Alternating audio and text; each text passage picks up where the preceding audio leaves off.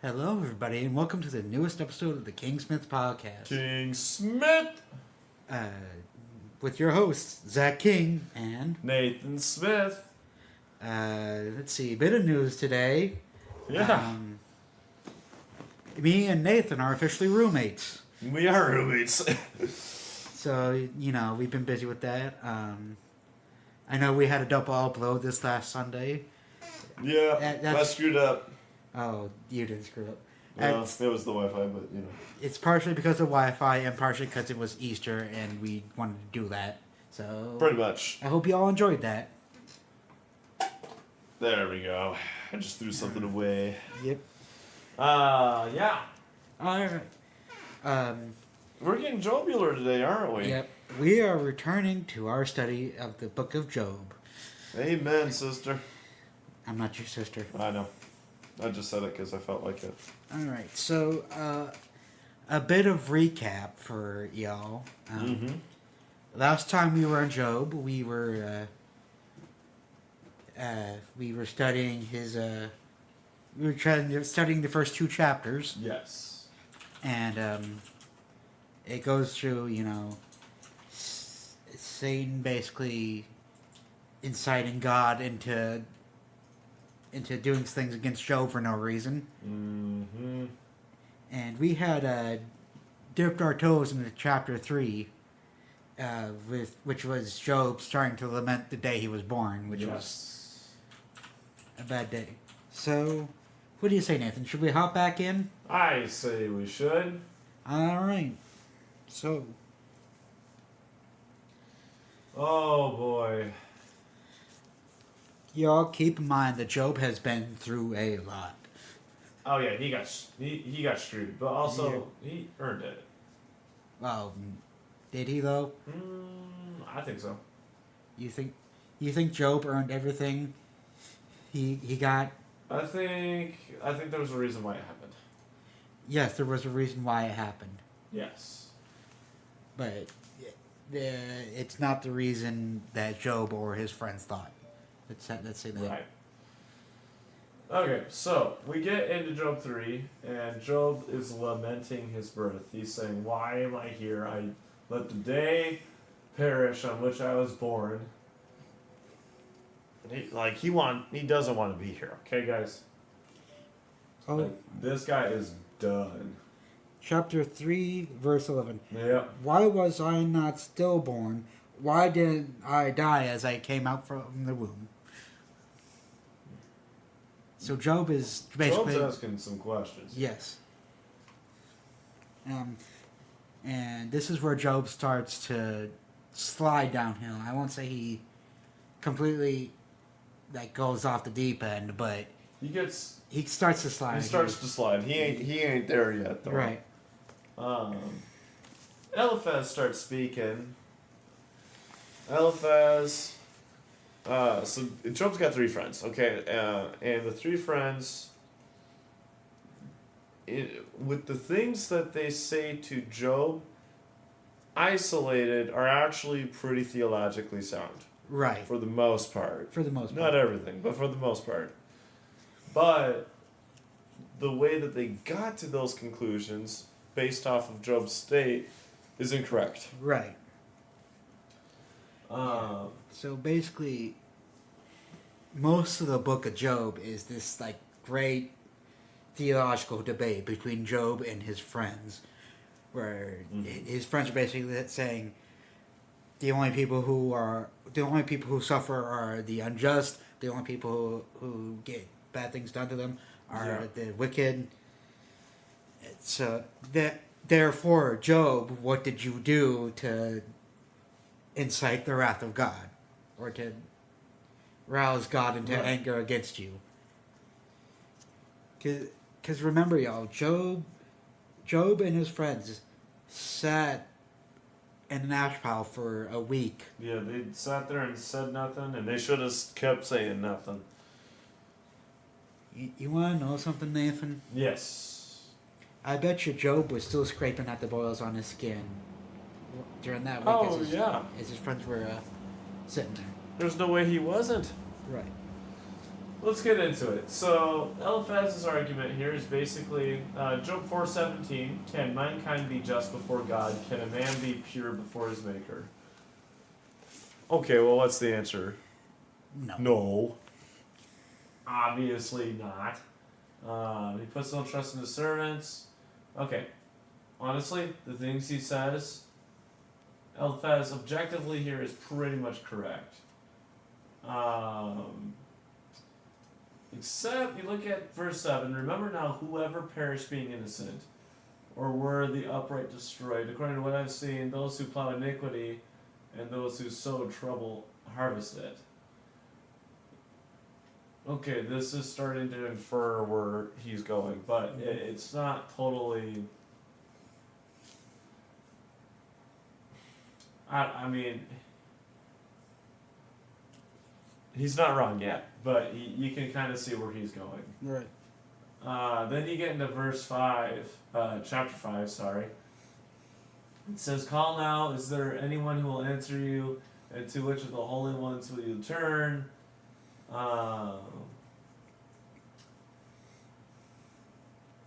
And you just keep going, and then you get to chapter 6.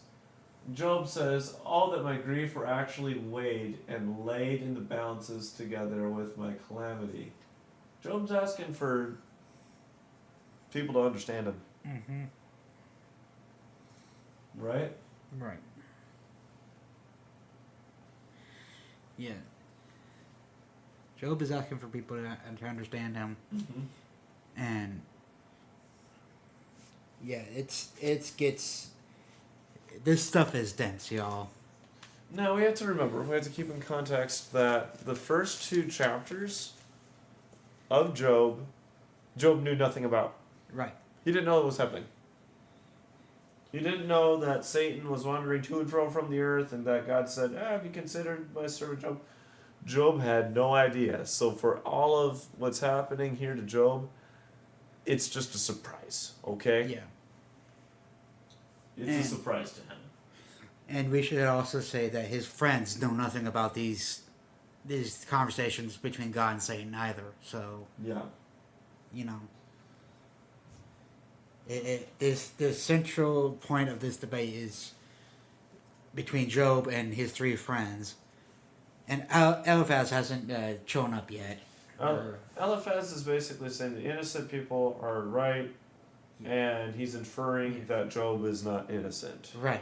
Is kind of what's happening here. Yeah, Elihu, I meant to say, it hasn't shown up yet, or... Oh, I see what you mean. Okay. Yeah, it hasn't shown up yet, or is here and being totally silent, which, good on him. He's actually, like... Dude, Elihu is my guy. I'm just saying. Yeah.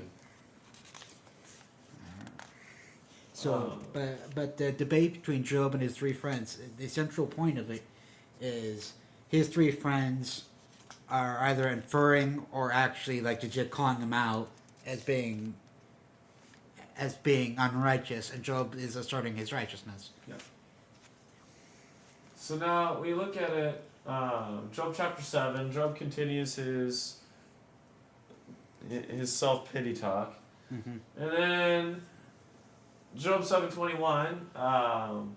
I'll start in 20. It says, "Have I sinned? What have I done to you, O watcher of men? Why have you set me as your target so that I am a burden to myself?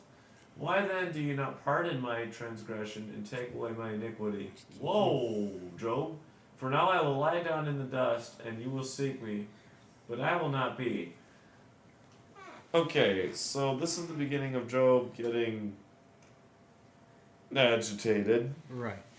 And it's understandable, you know. It's not like, you know... Oh, from a human perspective, absolutely. It's not coming out of left field, let's say. No. Job does make some hasty arguments and assertions, and eventually he just starts outright accusing God of being wrong, which is why in the last few chapters God comes down in a whirlwind and is like, hey. So I was in a Bible study recently where they talked about it. The ultimate problem here that Job has is that he becomes self-righteous. Right. That's what the Lord was calling out here. Because notice how fast everything was moving until Job started getting self-righteous and wanting to take God to court. Right. The end of chapter 7. Have I sinned? What have I done to you, O watcher of men? That's a rhetorical question. Job hasn't done that much. Okay? The first 2 chapters of Job are pretty clear about Job's character, okay? Right. Let's keep that in mind. That's scriptural. Job's a pretty good dude. Right. So when God Go for it. Sorry. God even calls Job a pretty good dude, you know. Yeah. God calls Job, comparatively with the rest of humanity, a pretty good dude. Right. So when Job's saying, "Oh, have I sinned? What have I done to you?" Part of it is, "Lord, tell me what I did," out of exasperation. But the other part of it is, "Lord, I haven't done anything. You and I both know this." Right. So Burn me. he's asking what happened, and then you got Bildad. And Bildad basically just says, "Job, just repent. Like, you're just being dumb." Job 8:3, does God pervert justice, or does the Almighty pervert what is right? Again, what the friends are saying here is not entirely inaccurate. It's inaccurate to the situation of Job. Right. It's what they're saying here. The basic presupposition of the friends here is that God is just, which they aren't wrong in that, you know. Mm-hmm. God is just. God is absolutely just. However, in this situation, they are not taking everything into consideration. No, they're not. Partially because they don't know the entire situation. No, they don't. They don't know the entire situation. Which, you know, They never asked. they never asked. Guys, the book of Job is an excellent study on how to not do counseling. Right. Like we said in the first part of Job, the best thing his 3 friends do is come to him. Like, they set an appointment and come to him. Mm-hmm. And just sit there for a week with him in silence. That was actually a really good thing that they did. I wish more people would realize that. Yeah.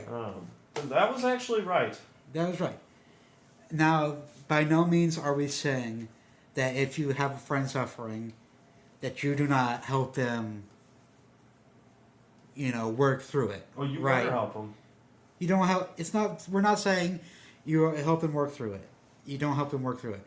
We are saying that in the case of Job's 3 friends, inferring and accusing him of wrongdoing when they know he's probably the best guy in the world right now, kind of a bad move. That's a bad move. Yeah. You look at Job chapter 9, verse 2, it says, "In truth I know this to be so, but how can a man be right before God? If one wished to dispute with him, he could not answer him 1,000 times." Job, you should have taken your own advice there, buddy. Because that's exactly what Job does. But then you get to Job chapter 10, and he says, "I loathe my own life. I will give full vent to my complaint. I will speak in the bitterness of my soul. I will say to God, do not condemn me. Let me know why you contend with me." But verse 9:3 of the previous chapter, he says, if one wished to dispute with him, he could not answer once and 1,000 times. So within a chapter, Job is already saying, "Let me know why you contend with me. Is it right for you indeed to oppress, to reject the labor of your hands, to look favorably on the schemes of the wicked?" And then Job should have just taken his own advice, bro. Yeah. And then Zophar.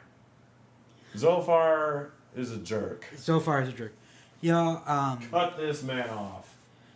Yeah, where Bildad and Eliphaz seem to infer and suggest and basically indirectly accuse Job of wrongdoing. Zophar just comes out and like straight up says, "Job, you did something. Yeah. Repent." Job 11:7. Can you discover the depths of God? Can you discover the limits of the Almighty? You go look at verse 2. It says, "Shall a multitude of words go unanswered, and a talkative man be acquitted? Shall your boast silence, man? Shall you scoff?" He's just like, dude, you suck. 11:11. Surely he knows which people are worthless. If he sees iniquity, will he not take note of it? Oh, yeah. So far, it's basically just going off on Job. And it's just like, hey, you did something wrong. Repent. Mm-hmm. And then Job responds. He says, "Well, truly then you are the people, and with you wisdom will die." So Job's in full-on argument mode. Right. And then I love this passage, Job 12:4. He basically just says, I'm a joke to my friends. The one who called on God and he answered him, the just and blameless man, is a joke.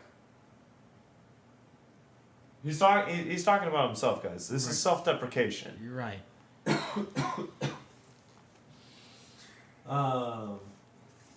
So he's basically just saying, "Woe is me, I'm terrible, I'm a joke, I'm terrible." 12:6. The tents of the robbers are safe, and those who trouble God are secure. God holds them in his hands. He's basically saying, I am nothing to God, and the guy who does everything wrong is everything to God. Which, by the way, Job, bro, calm yourself. He needs to take a chill pill. Job ain't no nothing here. And then he continues and he says he, still all hope with God.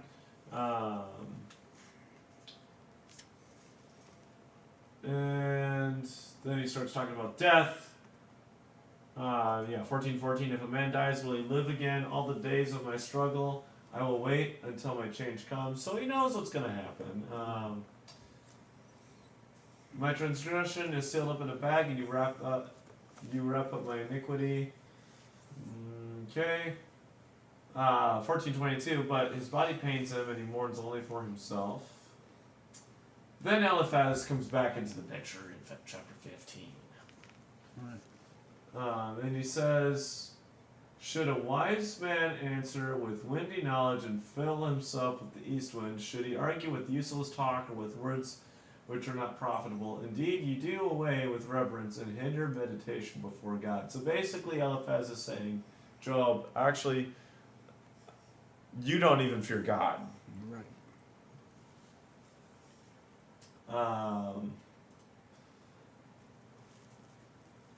And then Job replies in the next chapter. This is a great discussion, guys. Right. This is. You know what, y'all? While God disapproves of what Job says in these chapters, he doesn't disapprove of Job struggling with what he's going through. Excuse me. No. I mean, God's the one who sent it, right? Right. Well, I guess he said to Satan, "You can do it. Yeah. Just don't hurt him, Right. or kill him anyway." Chapter 16. So Job answers Eliphaz. He says, "I have heard many such things. Sorry comforters are you all." Right. Very, very. He's telling them, "Wow, you guys are terrible." You guys are miserable comforters. Mm-hmm.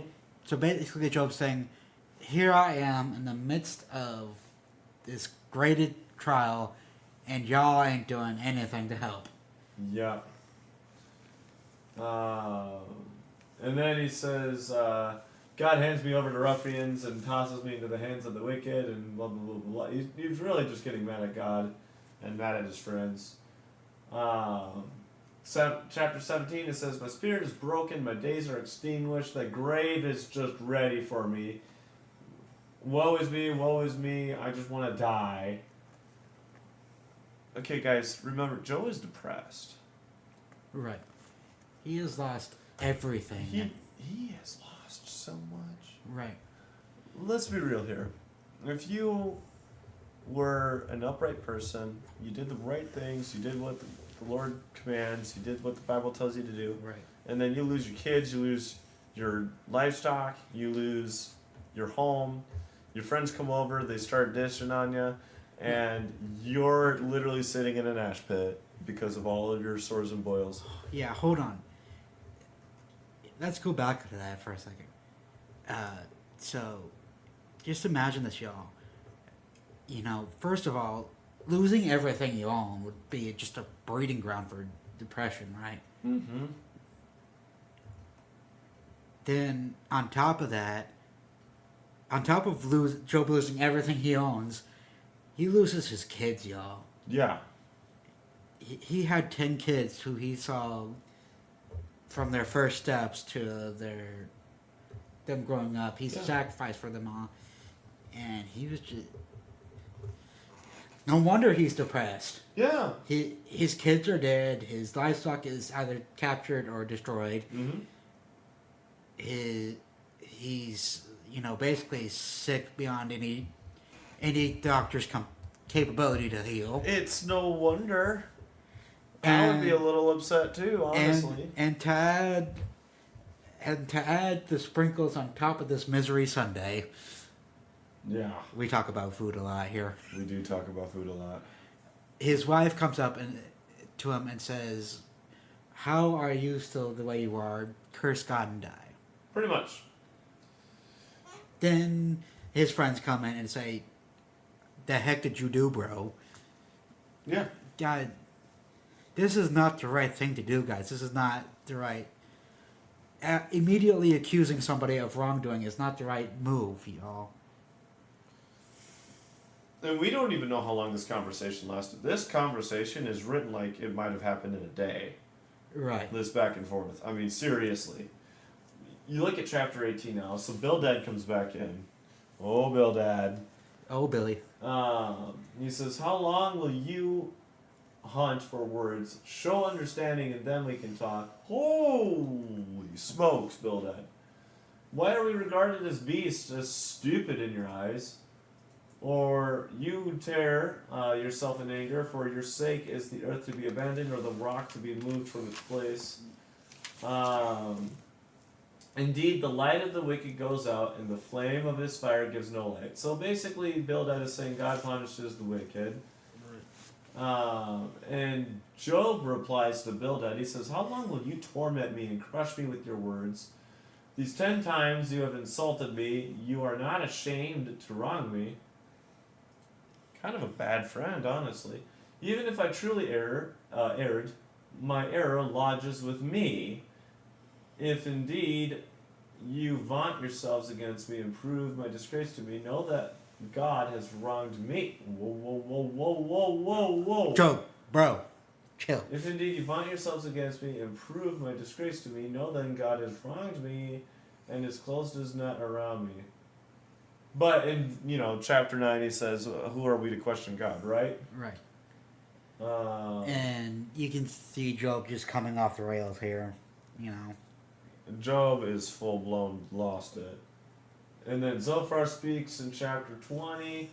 "Therefore my disquieting thoughts make me respond, even because of my inward agitation." He's bad at Job, is what he's saying. "I listen to the reproof, which insults me, and the spirit of my understanding makes me answer.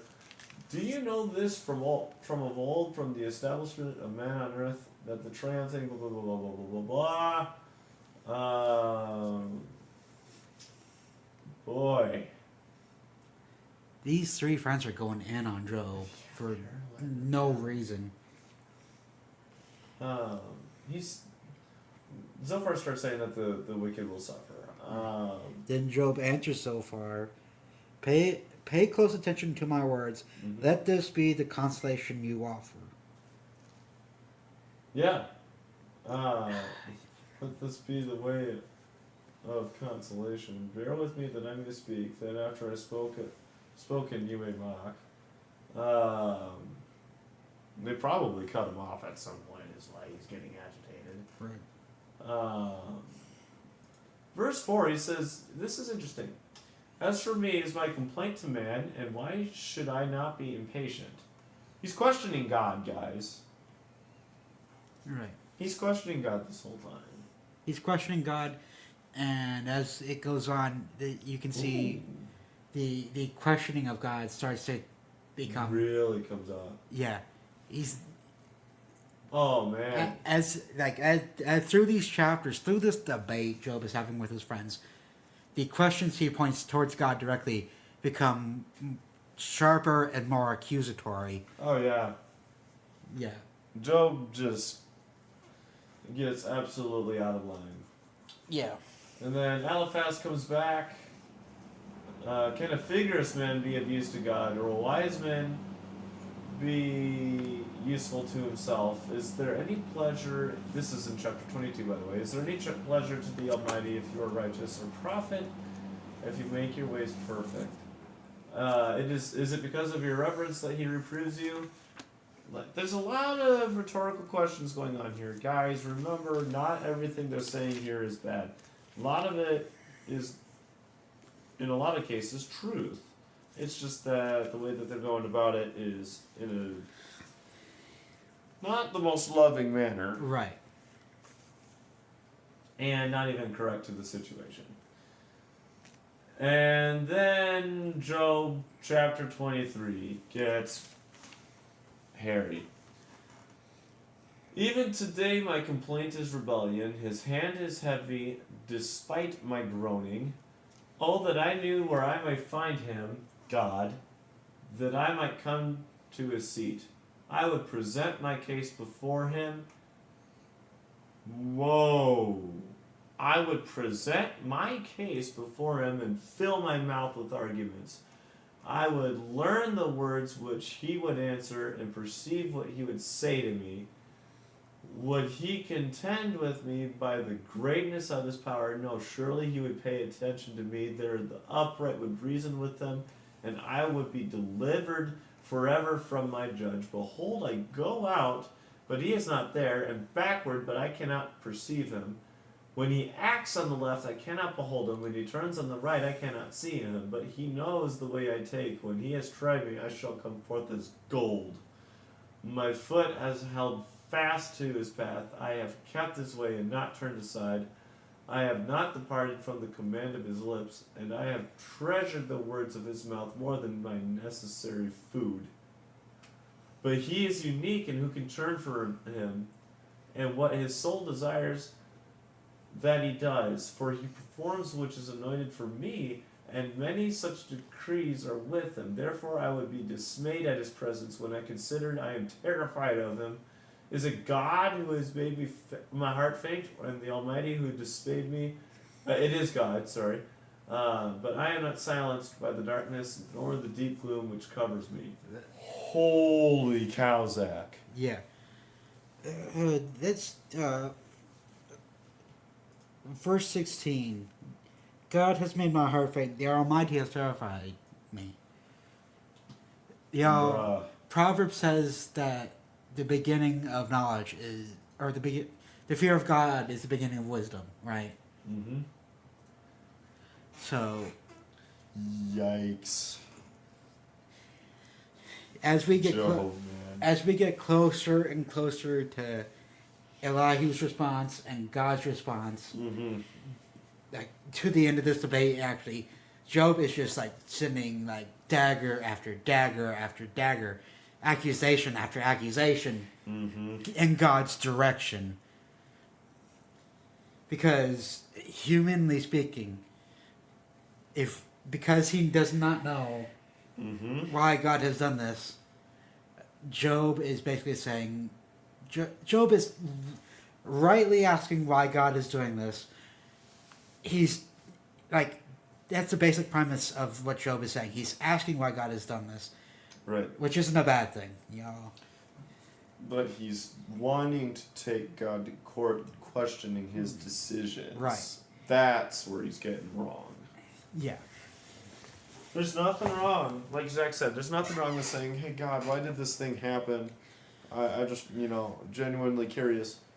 Yeah. That's okay. Yeah, there's nothing wrong with struggling with the idea of people suffering, or suffering in the world, evil in the world.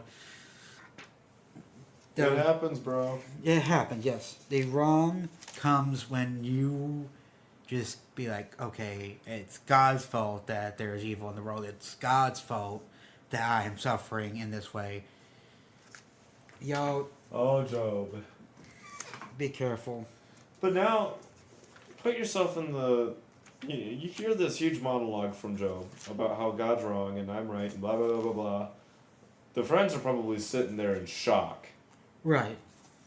But look at the next few chapters. Chapter 25 is 6 verses long. Right. And what does Bildad say? Bildad the Shuhite says, "Dominion and awe belong to him who establishes peace in his heights. Is there any number to his troops, and upon whom does his light not rise? How then can a man be just with God?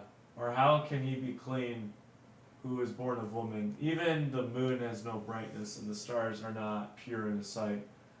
How much less man that maggot, and the son of man that worm?"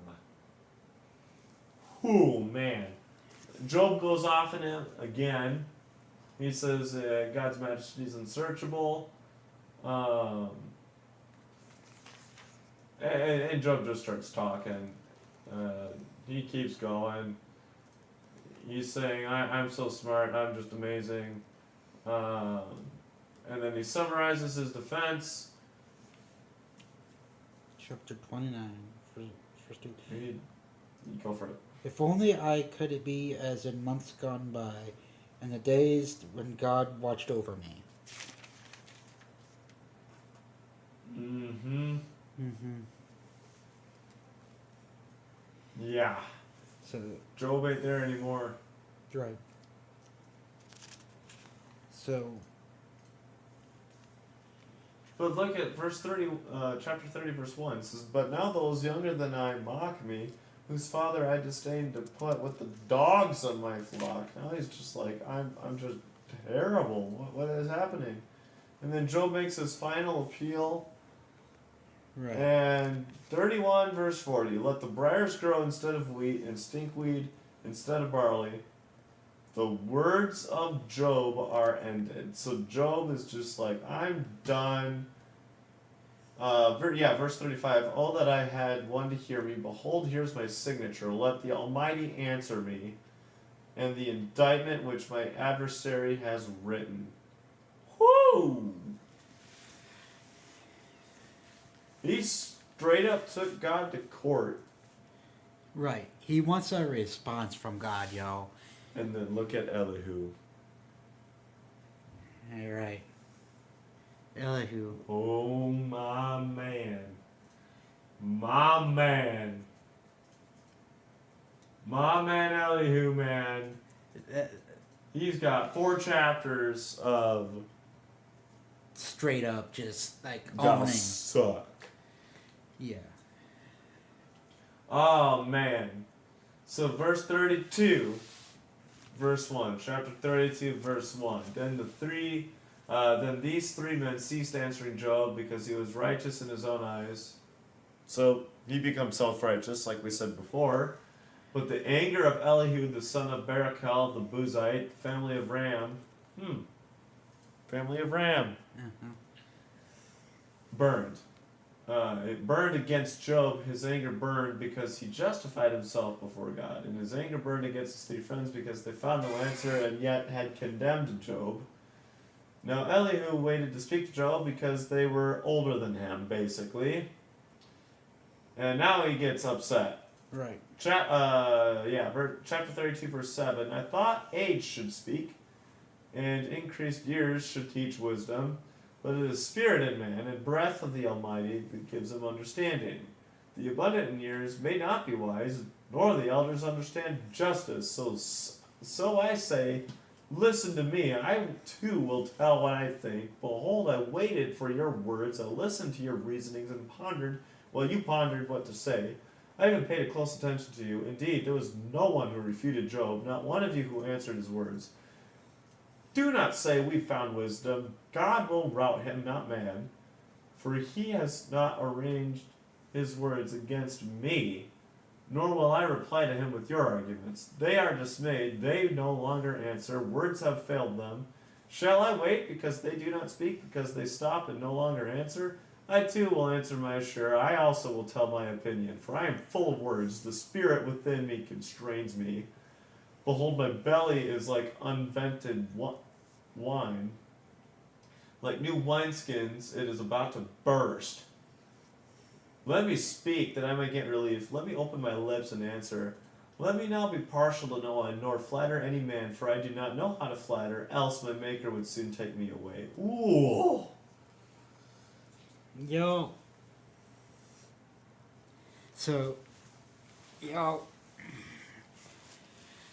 Elihu isn't mentioned when Job's three friends come up initially. Mm-hmm. Although I would suspect, and I think it's implied, that Elihu has been here nearly the entire time. Yeah. If Well, he has to, yeah. at least for the entirety of the debate. So we do not know when Elihu comes walking up. It could be,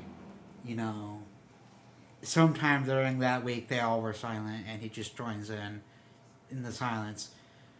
And then he just sits back and listens to these four old men just sit there. Baker. Yeah, sit there and argue. These guys ain't know nothing. Elihu then rebukes Job, chapter 33.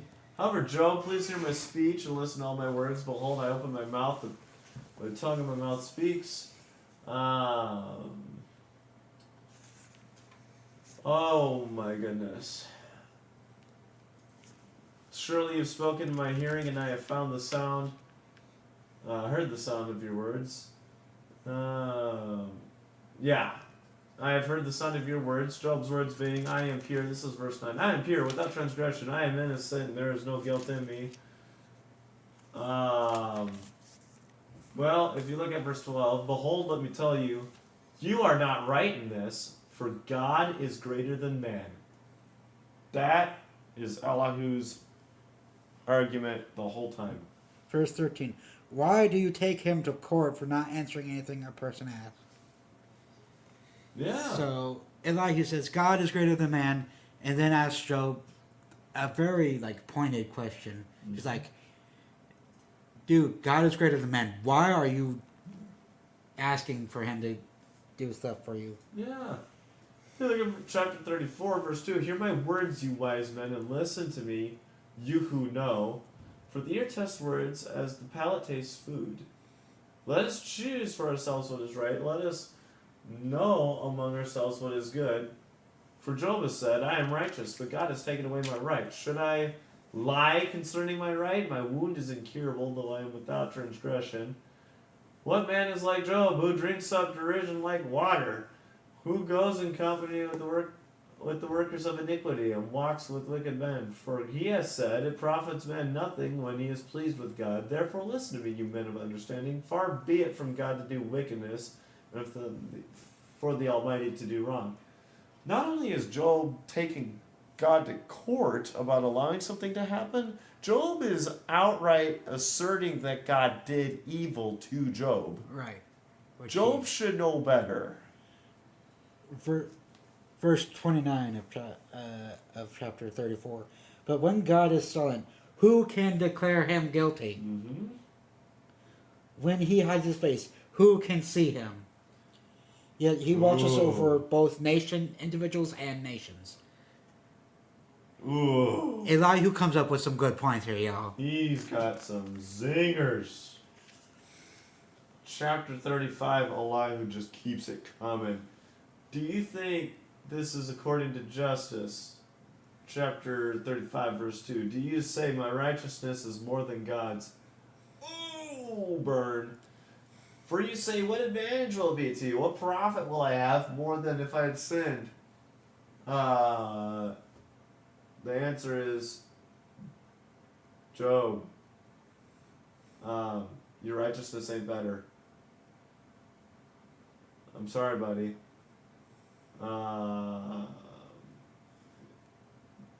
Yeah.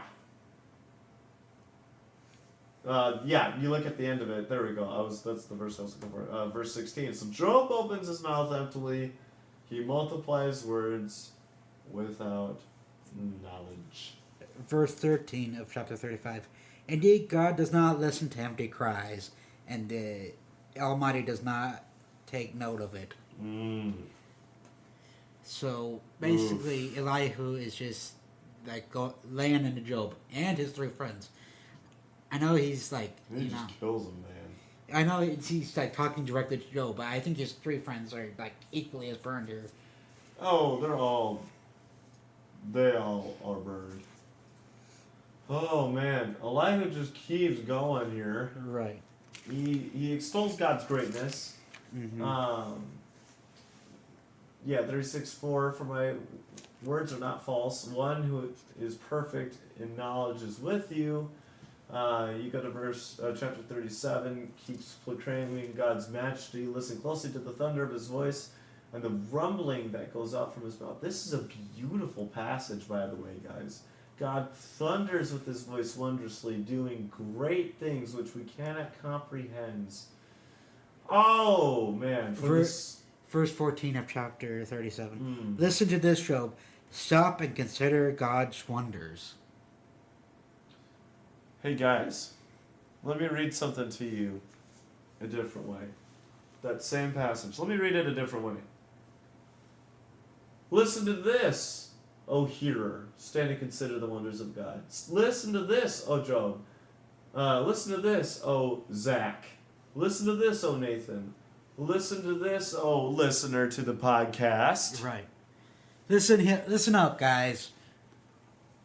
Stand and consider the wonders of God. Do you know how God establishes them and makes lightning of His clouds to shine? Hey, do you know about the layers of the thick clouds? Hey, can you with Him spread out the skies, strong as molten mirror? Oh, wait, you know what, Job? You know what, listener? Teach us what we shall say to Him. We cannot arrange our case because of darkness. Job, you're so almighty and everything. You know what, you tell me. Shall it be told Him that I should speak? Or should a man say that he would be swallowed up? The Almighty, we cannot find Him. This is verse 23. He is exalted in power, and He will not do violence and justice. He will not do violence to justice and abundant righteousness. Therefore, men will fear Him. He does not regard any who are wise of heart. Ooh. Oh my gosh, y'all. Hey, can I ask a question? Can I give an answer? Yes. Then ask away. How many times are we just like Job? Too many times to count. And we got the book. Right. We don't even have an excuse. Y'all, let's appreciate Elihu here, guys. Appreciated. Yeah, because Elihu is someone I like to view as the odd man out in this whole sequence. Mm-hmm. Not only is he a younger man than Job and his friends, I think that's implied in the text. It said it. Yeah. But he's not even one of Job's friends. He's not even listed as one of Job's friends that comes up. Yep. He stays silent throughout most of the debate. Then he just absolutely loses it for the right reasons. He confronts it correctly. Yeah. He's never rebuked by God. Right. Elihu was never rebuked. And in chapter 37 alone, I just noticed this, y'all, as I was reading through it. Mm-hmm. A lot of what Elihu says is eerily similar to what God says to Job. It pretty much is. A lot of what Elihu said isn't necessarily restated because it's God. It all originates from Him, but it's definitely affirmed. Right. Oh man. Now we are saving the last 5 chapters here for a separate episode. Yeah. with the one and only David Pierce. The pastor of our church.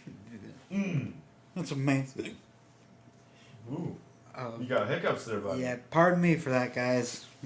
Oh my gosh. It's okay, I can burp too. Oh, that was really sad. That was a failure. That was a failure, just like Job. Oh, okay. Job wasn't a failure. His friends? His friends, yeah. Okay. Whew. A question for you, Nathan. Yes, Zachary. Let's say someday I lose everything I own. I lose all my kids. What should you do? Worship God. Worship God? But what should you, Nathan, as my friend, do? Should you come in and say, Zach, what the heck did you do? No. Are you asking what should I do? Yeah, what should you as my friend do? What should I do as your friend? Right. So your wife dies, your kids dies, you lose everything? I'm going to say, I'm going to show up. I'm going to be the first person at your door. I'm going to give you a big hug. We're just going to hang out. We don't have to say anything to each other. We're just going to be there. We're going to exist. Right. And then, instead of being like Job's friends and saying, hey, you're wrong, I'm going to say, hey, you know what? Maybe God did this for a reason. Maybe God's allowing this for a reason, for a purpose. What's he trying to teach you? Right. I have a real life scenario of this that I can tell you. Yeah. Actually. I'll leave names out of it because we ain't naming anything here. But a few years back, this was during COVID. Gosh. Very good friend of mine's mother passed away unexpectedly. Very unexpectedly. And the friend and I, we hung out a lot in that time. We went out, we did everything. I was with him. I went to all the funeral stuff. One of the few people, me and another buddy of mine, were one of the few people that were with him when everything happened. We didn't say much. I mean, what do you say? Exactly. There's nothing that's going to make that better. You lost his mom, right? Right. And now, we're coming off that, and a few weeks later, I'm at work. A lady comes up to me and says, you know, Nathan, I don't understand why God would allow something like this to happen. I mean, the mother was the caretaker of the family. The husband was just not a husband, I'll just say that. Yeah, he was not a good person. No. But the mom dies. Why did the mom die? That was the question that was asked me. I didn't have an answer. Right. I will confess. I did not have an answer. And I thought of it, I prayed on it, and I said, boy, I really struggled with this. And at the end of the day, I went up to her and I said, look, I'm not going to pretend to understand why. But what I can say is, with everything that happens, God's got a lesson. What's the lesson? Yep. The lesson is, A, don't question God. Don't become self-righteous. Okay, that's the immediate application. But look at God builds character in his children. God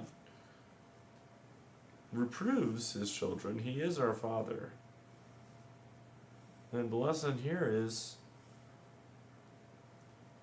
God's going to use whatever means necessary that he allows to happen to get through to your thick skull who he is. Right. Yeah. I have an example of this too. Again, we'll leave names out of it because Yes.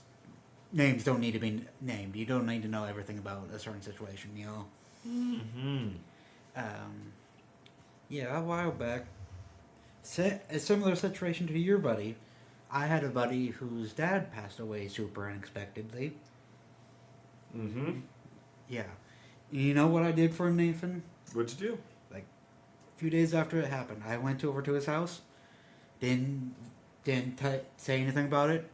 We just sat in his living room on his couch and played Smash Bros. Yep. That's all we did. Nothing wrong with that. Nothing wrong with that. Probably what he needed.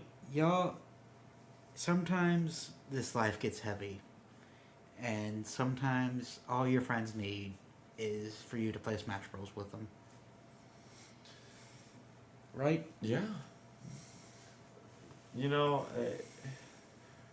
you gotta be representative of the gospel. Right. Sometimes being a representative means just exist. Just be there. Right. Okay, if you're really friends with them, they're gonna know you're a Christian. They're gonna know you're saved. If you're just there for them, you know how much that speaks to them, Zach. Right.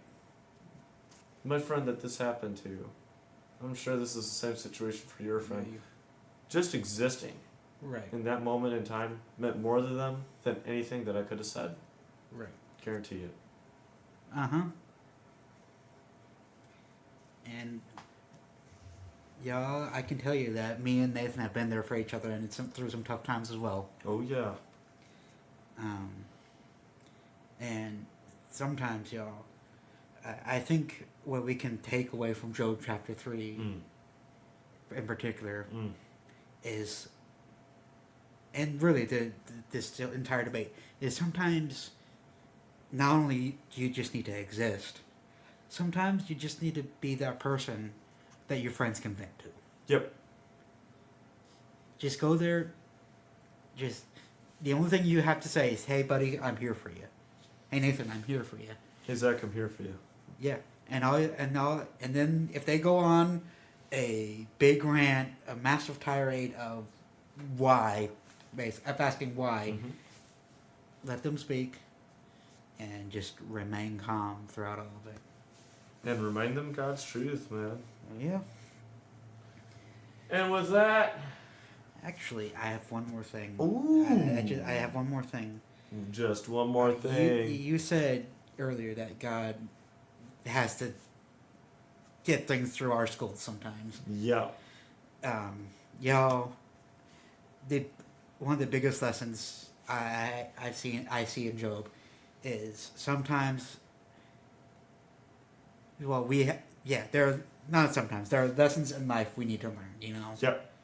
And there are two options: the easy way or the hard way. And sometimes, most of the time, you can learn things the easy way, you know? Most of the time. Most of the time. And you want to know something? I think God wants us to learn things the easy way. Yeah. You think he wants to go through the hard way with you? Yeah. No. And yeah, I think most of the time if God could choose for us, he would choose the easy way for us, so we can just have the lesson and learn. Yeah. But every once in a while, there is just a snippet. There's just that one lesson where we've refused to learn, and God's like, okay, the hard way it is. Been there, done that. Multiple times. Sometimes we choose the hard way for ourselves, y'all. And sometimes God just picks us up and is just like, okay, you forced me in this, and just throws us into that, you know. Yeah. That That reminds. happens. Yeah, I don't know if y'all have seen this, but there is a clip out there of John Wayne talking to a kid, and the kid's like, "Oh, I don't know how to swim," and John Wayne's like, "You don't know how to swim?" And the kid's like, "No," and John Wayne's just like, "Okay, time to learn." Picks the kid up, Throws him him in. Gotta learn sometime, buddy. and that's what God does. God just sometimes He needs to do it that way. sometimes God just picks us up and is like, "Okay, sink or swim." But he's always gonna keep his children safe. Right. It may not feel safe. It might feel like a roller coaster. It might feel like every moment is just pure agony. But trust me, guys. God's good. And He'll make it better. And you know what? Every day you wake up is another blessing from God. Yep. And with that, we'll call it a wrap. Yep. Be excited for the next episode, y'all. You better be. We are excited, I know. Alrighty. Peace. Peace out.